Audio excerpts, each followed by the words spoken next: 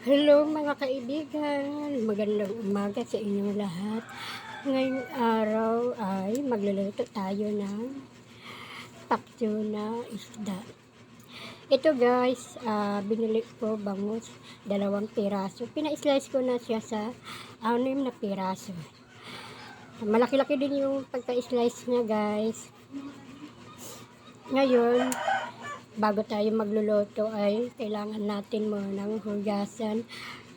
Kailangan natin hugasan ang isda, mga kaibigan, para matanggal yung natitirang mga kaibigan, yung mga yung dumi.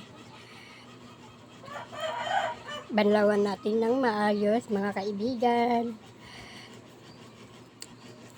Ang gusto ko talaga sa mga kaibigan, yung lalo na yung bangus.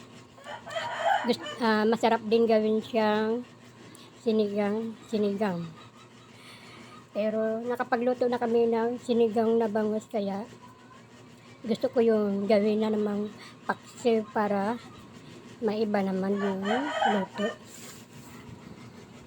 Paborito ko talaga yung mga kaibigan, yung parte ng bangus, yung ulo ng bangus, mga kaibigan. Iyan ang paborito kong.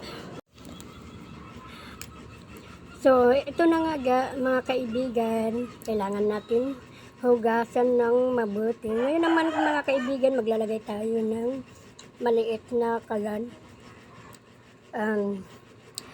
Madali lang ito mga kaibigan, di kuryente itong maliit na kalan.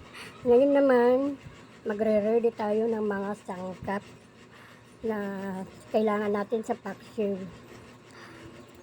Ngayon mag-i-slice tayo ng sibuyas, 2 pirasong sibuyas kasi medyo maliit yung nabili ko, kaya kailangan 2 piraso. At saka maglalagay din ako ng luya sa paksiw, at saka maglalagay din ako magdagdag ako ng bawang, 3 piraso.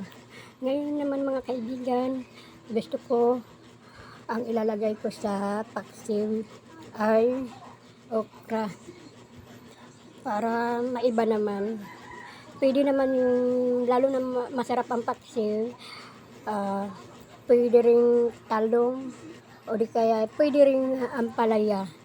Pero gusto ko yung okra ang ilalagay ko sa paksiw.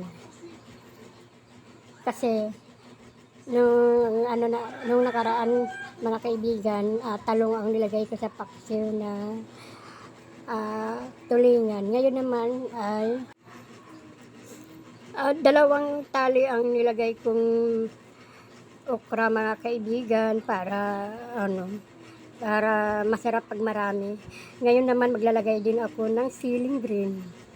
Ngayon mga kaibigan, handa ko na yung mga sangkap. Ilalagay na natin yung maliit na kaldero. Tsaka isusunod na natin yung isda na bangus mga kaibigan. Unahin muna natin ilagay yung bangus. Ayan na, nilalagay ko na lahat yung bangus na 6 na piraso. Ayan na mga kaibigan, na ilagay na natin lahat yung isda. Ngayon naman isusunod natin yung mga sangkap.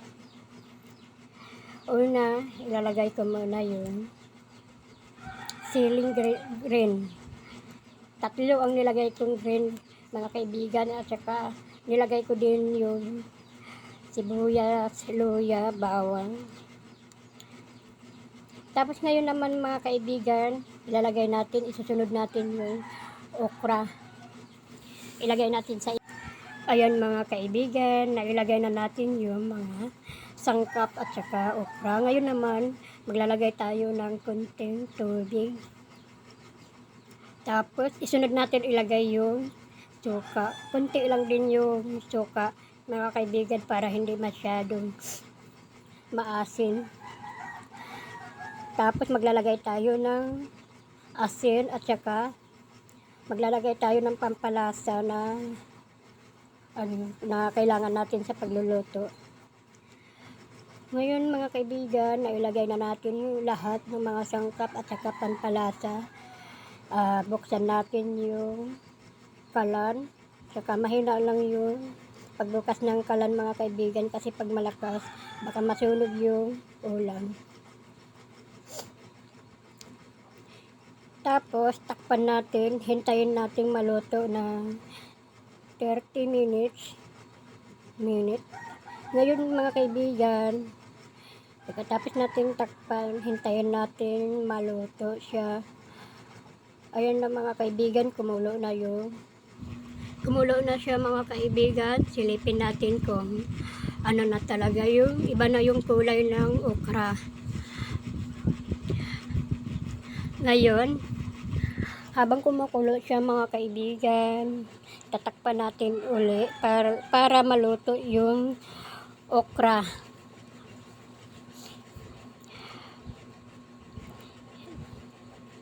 Kumukulo na siya mga kaibigan. Naamoy ko na yung amoy ng paksiw. Ang sarap talaga ng pagkaluto ko.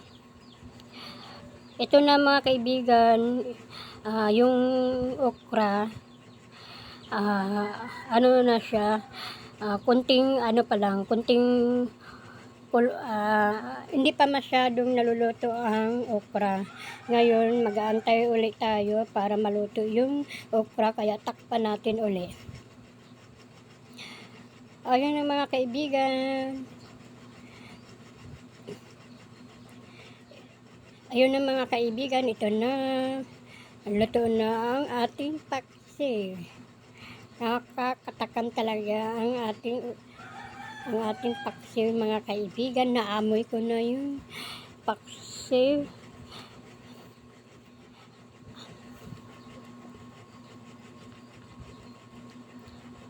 Masarap tong paksiw na bangus mga kaibigan kapag may sili na medyo maanghang siya. Masarap kasi, lalo na may gulay na nakalagay sa ibabaw.